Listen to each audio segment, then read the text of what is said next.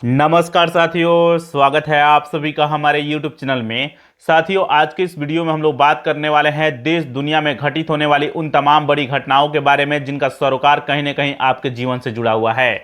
मैं बाकायदा research paper लेकर के आया हूं। इस रिसर्च पेपर में फ्रेंड्स एक एक खबरों को काफ़ी अच्छे तरीके से जगह दी गई है।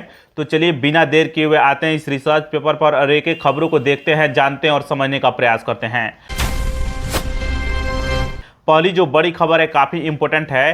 पहली खबर है, ईरान और अमेरिका के बीच हुए सीज फायर के बावजूद ईरान ने स्ट्रेट ऑफ हॉर्मुज से मात्र 15 जहाज़ों को प्रतिदिन गुजरने की अनुमति दी है। दोस्तों, जैसा कि आप सभी को पता होगा कि पाकिस्तान की मध्यस्थता में सीज फायर का ऐलान कर दिया गया है ईरान और अमेरिका के बीच। ये चीज़ आप लोगों को भली भांति पता होगा।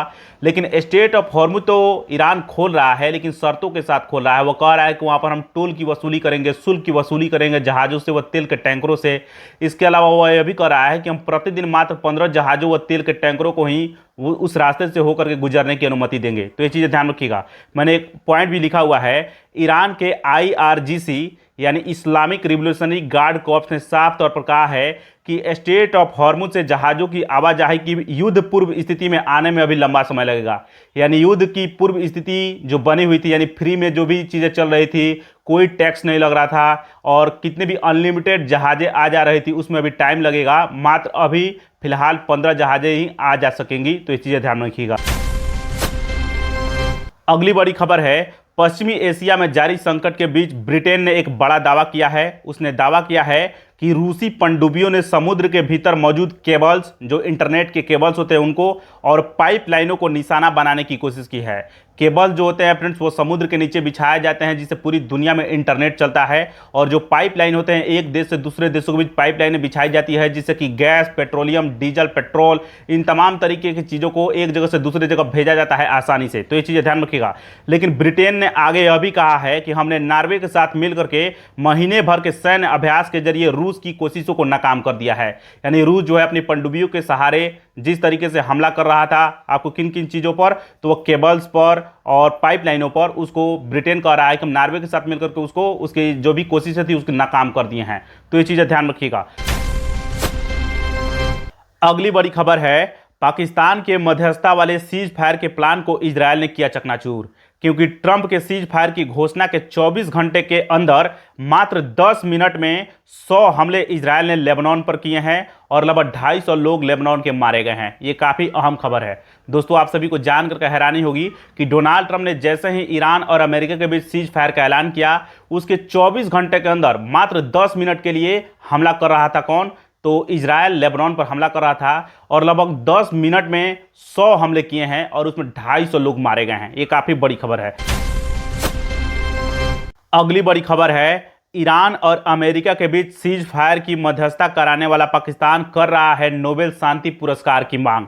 दोस्तों, एक तरीके से यह देखने को मिल रहा है कि नोबेल शांति पुरस्कार या नोबेल पुरस्कार का मजाक बनाया जा रहा है। एक तरफ डोनाल्ड ट्रंप मांग रहे हैं तो दूसरी तरफ पाकिस्तान मांग रहा है, जो बार बार हिंसा करता है, आतंकवाद को बढ़ावा देता है, तमाम तरीके की कोशिशों को अंजाम देता है। दोस्तों, आप सभी को जानकर हैरानी होगी कि पाकिस्तान की जो भी मीडिया है या वहाँ के जो भी संस्थागत यानी संवैधानिक जो भी संस्थाएं हैं, वो भी शांति पुरस्कार की मांगे कर रही है। तो ये चीज़ें ध्यान रखिएगा।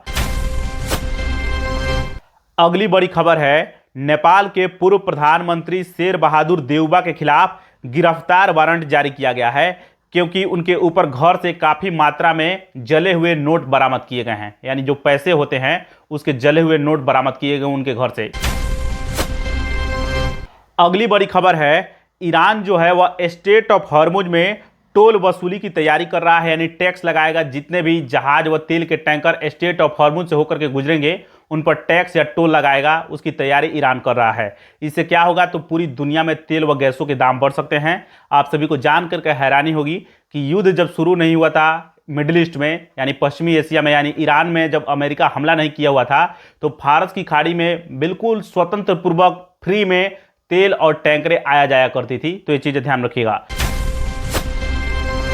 अगली बड़ी खबर है, चीन ने ताइवान के आसपास का बड़ा हवाई क्षेत्र नागरिक विमानों के लिए बंद कर दिया है और प्रतिबंधित क्षेत्र ताइवान से दोगुना है। यानी ताइवान के जो भी हवाई क्षेत्र हैं उसके हवाई क्षेत्र से दोगुना का हवाई क्षेत्र जो है वो उसको ब्लॉक कर दिया है नागरिक विमानों के लिए, यानी जितने भी यात्री विमान होते हैं वो अब हो करके उस हवाई क्षेत्र से नहीं गुजर सकेंगे। 40 दिनों तक ये लागू रहेगा यह नियम, ध्यान रखिएगा। अगली बड़ी खबर है, दुश्मन को बिना सजा के नहीं छोड़ेंगे, सीज फायर के बाद अमेरिका को आंख दिखा रहे supreme leader Mujtaba Khamenei. Iran के जो सुप्रीम लीडर है मुज्तबा खामनेई, वो साफ साफ कह रहे हैं कि हम दुश्मन को ऐसे नहीं छोड़ेंगे, बिना सजा दिए हुए नहीं छोड़ेंगे। साफ साफ इशारा कर रहे हैं अमेरिका की तरफ, तो ये चीजें ध्यान रखिएगा।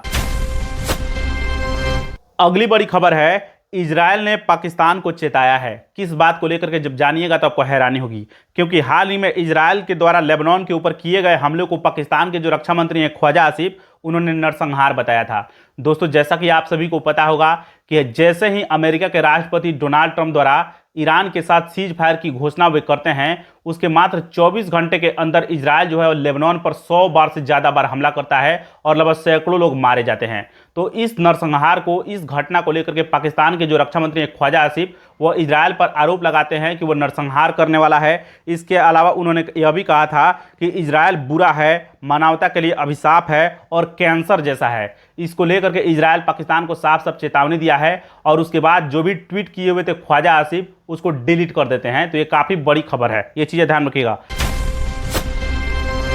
अगली बड़ी खबर काफ़ी इंपॉर्टेंट है, यूक्रेन पर अचानक मेहरबान हुए रूसी राष्ट्रपति व्लादिमीर पुतिन। क्यों? क्योंकि हाल ही में उन्होंने यूक्रेन के साथ चल रहे पिछले 4-5 साल से जो युद्ध चला आ रहा था, उसको सीज फायर करने का ऐलान कर दिया है। उन्होंने कहा है कि अब युद्ध विराम हो गया है। इसके पीछे धार्मिक एंगल बताया जा रहा है, किसी धर्म की वजह से ऐसा किया जा रहा है। जानकारी अच्छी लगी तो लाइक कीजिए। मिलेंगे नेक्स्ट वीडियो में, तब तक के लिए बने रहिए हमारे चैनल के साथ। नमस्कार, धन्यवाद।